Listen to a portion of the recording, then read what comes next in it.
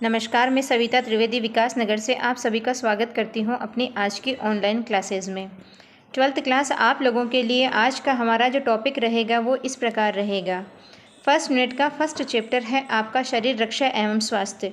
इसके अंतर्गत आप पढ़ेंगे कि WHO क्या है। WHO का फुल फॉर्म है वर्ल्ड हेल्थ ऑर्गेनाइजेशंस। यह एक विश्व स्वास्थ्य संगठन है। इसके द्वारा हम हेल्थ की परिभाषा क्या है, उन्होंने हेल्थ की परिभाषा क्या दी है, स्वास्थ्य की परिभाषा क्या दी है, उसके बारे में मैं आप लोगों को कुछ जानकारी दूंगी। जैसा कि कई लोग यह कहते हैं कि सिर्फ स्वस्थ रहना ही क्या है, एक अच्छा स्वास्थ्य है। नहीं, ऐसा नहीं है।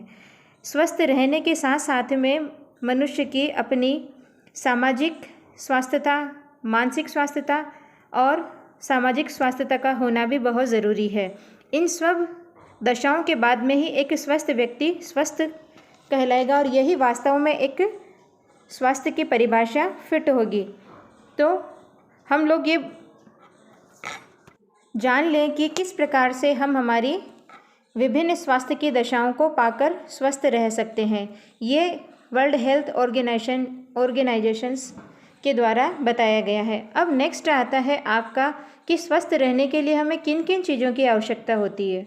तो सबसे पहली चीज़ जो होती है वो भोजन है। अब भोजन क्या है?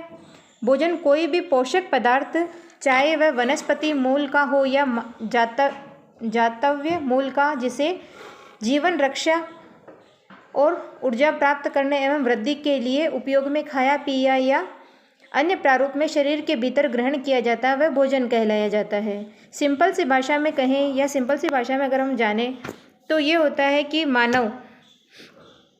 मानव निर्मित भोजन या फिर फूल पत्तियों, वनस्पति या फिर जीव जंतुओं जैसे कि दूध, दही, छाछ, ये जो चीज़ें हैं इनको हम ग्रहण करके जो हमारे शरीर के अंदर ऊर्जा प्राप्त करते हैं, जो हमारे शरीर के अंदर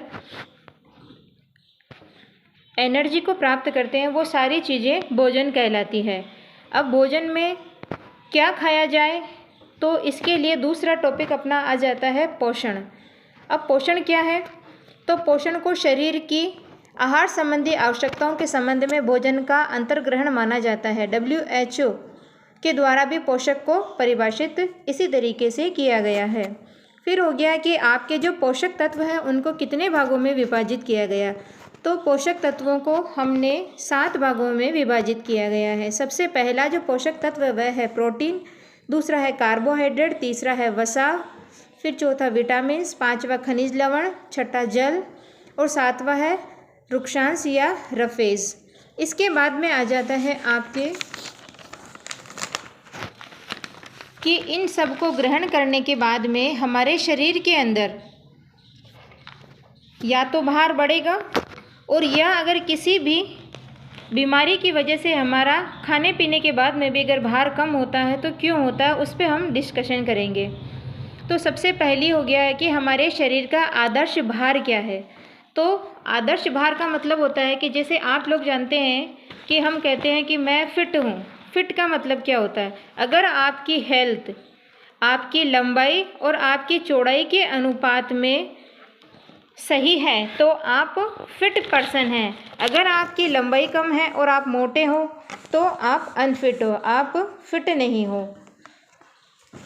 फिर हो गया है जिसके बाद में हमारा जो अगला टॉपिक आता है वो आता है महिलाओं के शरीर की आकृतियों को कितने भागों में बांटा गया है। तो सबसे पहले मैं आपको बता दूं कि महिलाओं के शरीर के आकार को 2 भागों में बांटा गया है। तो पहला आकार तो है आपका एप्पल शेप यानी कि सेब शेप, और दूसरा है आपका नाशपाती यानी कि पीयर शेप। अब हो गया कि इसके बाद में शरीर के भार को प्रभावित कौन कौन कर सकता है। सेकंड जो आपका टॉपिक आता है वो आता है कि शरीर के भार को प्रभावित करने वाले कारक, यानी कि